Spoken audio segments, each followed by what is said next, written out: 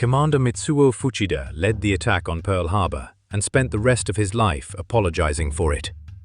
On the morning of December 7, 1941, he flew at the head of 183 aircraft and radioed the three words that pulled the United States into a world war. Tora, Tora, Tora. Within 90 minutes, more than 2,000 Americans were dead. And Fuchida should have died too, over and over in the years that came after. He never did. He spent the rest of his life trying to understand what kept pulling him back. 6 aircraft carriers had crossed the Pacific in total darkness, launching a first wave of 183 planes toward a target no one thought could be hit. Fuchida rides in the lead Nakajima B-5N bomber as the attack's flight commander, watching the northern coast of Oahu emerge from the pre-dawn haze. His pilot, Lieutenant Mitsuo Matsuzaki, holds the formation tight as they come in from the northeast, the angle no American expects. Fuchida had trained for this moment for more than a year. Admiral Yamamoto had gambled everything on a single strike that would cripple the American fleet before it could respond. The task force had crossed thousands of miles of open ocean to reach this point, and the margin for error was 0. If the Americans spotted them before they reached bombing range, the whole operation would collapse. At 07:53, Fuchida gives the order. The first bombs are falling, the American anti-aircraft guns are still raising their sights, and the Pacific Fleet sits anchored in chaos. He has his radio man key 3 words to the carriers behind him, the words that will echo around the world. Tora, Tora, Tora. Tiger, tiger, tiger. The code tells Admiral Nagumo on the flagship Akagi that complete surprise has been achieved. The first wave strikes as the American sailors are eating breakfast. Nakajima B-5N torpedo bombers skim across the water at 40 feet, heading for Battleship Row. A-6M0 fighters strafe the airfields to kill any response in the air. The second wave follows minutes later, dive bombers hunting the carriers the first attack had missed. By the time the sky clears, 4 American battleships are sinking, and more than 2,000 Americans are dead. Fuchida lands on the Akagi as the sun is setting, and the crew cheers. Back in Japan, he was granted an audience with Emperor Hirohito and became a national hero, the man who had opened the war for Japan. He will spend the rest of his life trying to live it down. Fuchida later claimed he had pushed for a third wave to burn the fuel tanks at Pearl Harbor, and that Nagumo overruled him. Many historians now doubt that story and read it as Fuchida polishing his own legend. What is certain is that the tank farm survived, and that fuel would help power the American fleet waiting for him at Midway. The Kido Butai struck again in early 1942, raiding British Ceylon and sending the Royal Navy running. Fuchida was the first Air Fleet's overall air group commander aboard the Akagi, working directly under Vice Admiral Nagumo. The Armada had never lost, and that swagger carried out of Pearl Harbor into every briefing. But the Americans had learned from their humiliation. Codebreakers at Station Hypo were reading Japanese signals, and Admiral Chester Nimitz knew exactly where the next blow would fall. Fuchida developed stomach pains 3 days before the planned attack on Midway. He wrote them off at first as nerves or bad food. By the 1st of June, the pain was so severe that the ship's doctor ordered him to bed. The diagnosis was acute appendicitis, and the only treatment was surgery. The Akagi's sickbay was crude, and the operation itself carried a risk of infection. But the battle was days away, and Fuchida refused to be evacuated. He underwent emergency surgery in the Akagi's cramped sickbay under basic anesthesia. The appendectomy took 40 minutes and left him groggy and useless in his bunk. He could not fly, could not coordinate the air attack, and could only wait.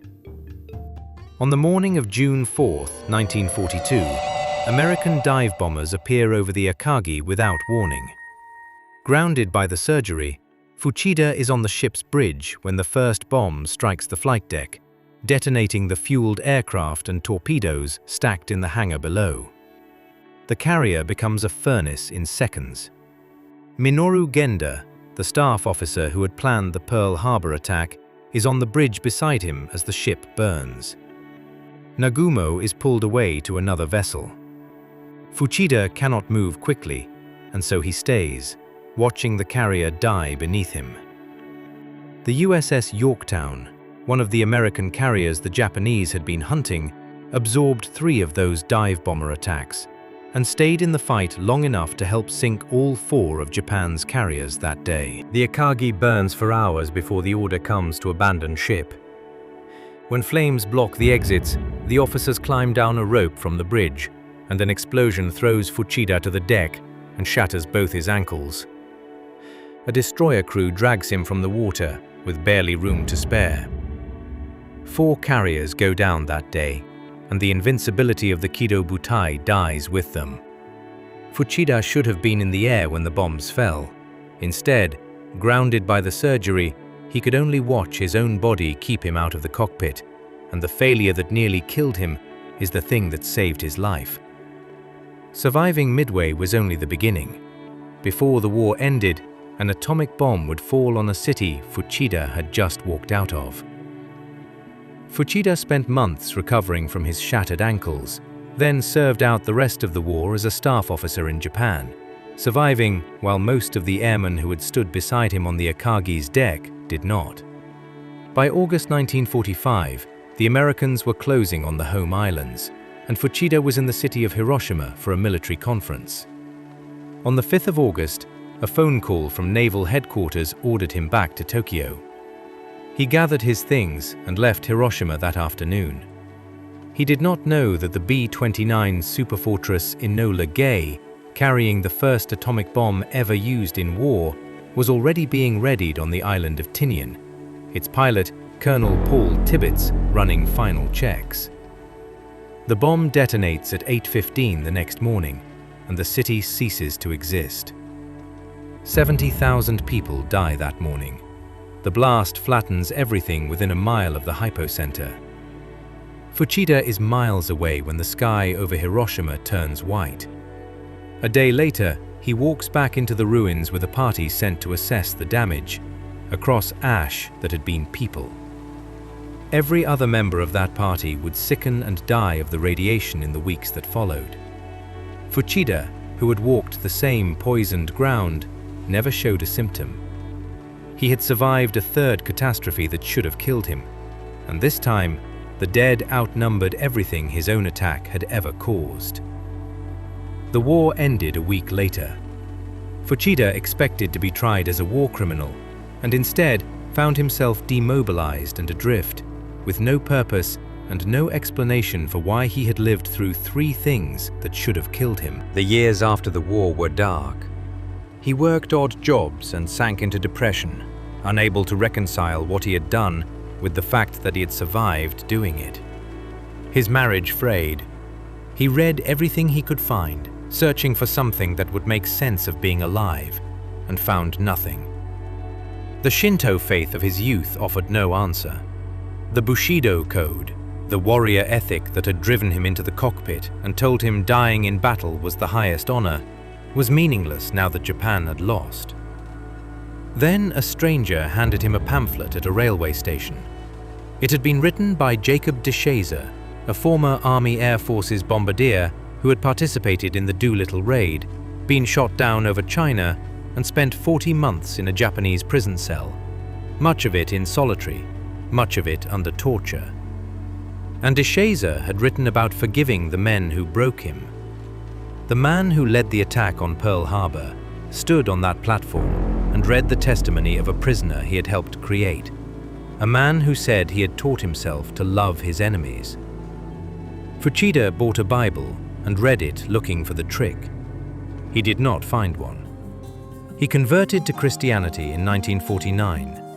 The decision baffled the people around him, but Fuchida no longer cared what they thought. He cared about the question that had haunted him since Hiroshima. Why had he lived when so many died? As a soldier who had only followed orders, he could not answer it. As a Christian, he decided he had been spared for a reason, and that the reason was to tell the truth about the war. He moved to the United States in 1952 and crossed the country as an evangelist, standing in church halls and veterans meetings to talk about the attack and everything that came after it. In some of those rooms sat American servicemen who had been at Pearl Harbor. In 1959, he met Paul Tibbets, the man who had piloted the Enola Gay over Hiroshima, the pilot of the plane that had nearly killed him. The two men shook hands. He did not ask them to forgive him. He told them plainly that he was the man who had led the planes in, that he was sorry, and that the war had been a tragedy for everyone it had touched. Then he answered their questions until there were none left. Mitsuo Fuchida died in 1976 at the age of 73. He never learned why death kept passing him over while it took the men beside him. So he stopped asking and did the only thing he could with the years he had not earned. He gave them back to the people he had taken them from. The man who opened the war spent the rest of his life trying to close it, one apology at a time.